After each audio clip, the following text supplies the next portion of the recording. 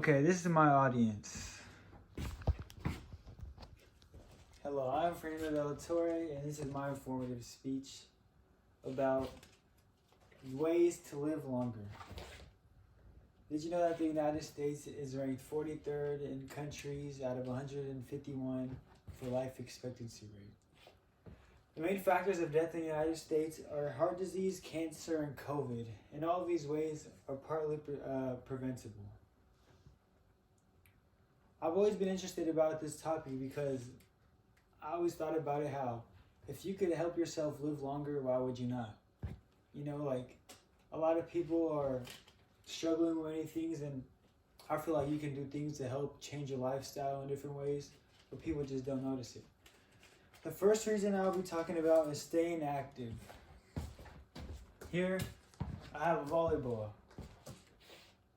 For high school students, over 30% of high school students participate in high school sports. But after that, only 7% of students get to play at the college level. So that is a big part of many people start to gain weight or see like different changes in their life after high school because it's more on your own. You have to make choices for yourself. It is a lot of times it's hard to find time for yourself to do that when you got so many stuff going on, such as work or school. It could be hard to find time for your physical health. By working out with just 1 hour a day, you could help your body in many ways, such as reduce stress, boost your mood, and even reduce your body fat. People in the United States, 80% of the adolescents doesn't get the amount of physical activity needed, and over 20% of adults don't get the amount of physical activity that they are supposed to get. And a lot of that is due to the jobs that we have in the United States. Over 17% of the jobs are office jobs, so a lot of people, they don't have to do much. They just go to their work, come back home. There's also many other jobs such as truckers. They just drive around all day, and it could be hard for them to be able to find time to have physical activity. So a lot of those people of those occupations end up being overweight. My second reason, it's tied into the substance use and like drugs and alcohol around that route. According to the NHTSA, in 2023, every 39 minutes somebody died in a car accident due to DUI. And DUI is a very big problem in the United States, and it has been for many years, especially climbing since the early 2000s. A lot of people think that they could just drive drunk, and a lot of times that is not the case, especially in a town, like in a country like this, where you could a lot of times order Ubers, there are things of that nature. And people don't really know what they have until they get caught or get in an accident or get a DUI. So it's very important that we also take care of that. The CDC also states that 107,000 people died from overdose last year, which is a very large amount. That number has also been climbing since the early 2000s and hasn't been going down.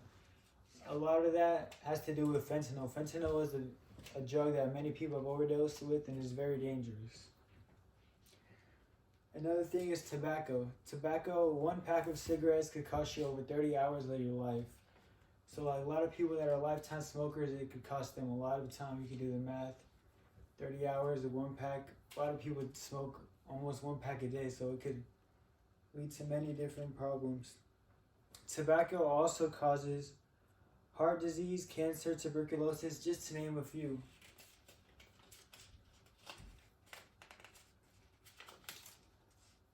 The third reason is a healthy diet.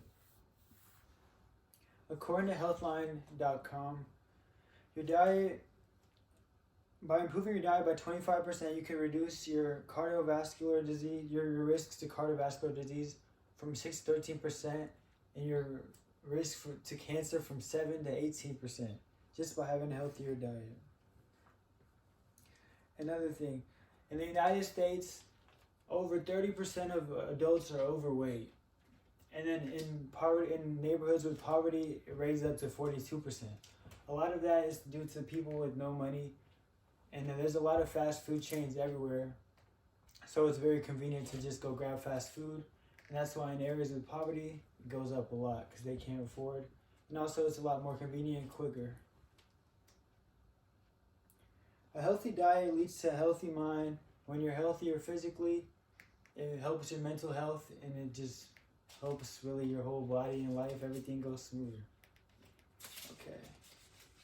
And to wrap everything up, next time you're feeling down in life, I want you to see if you are contributing to these three things. S, substance, A, activity, and diet. Sad. The next time you are feeling sad, you gotta try to be happy.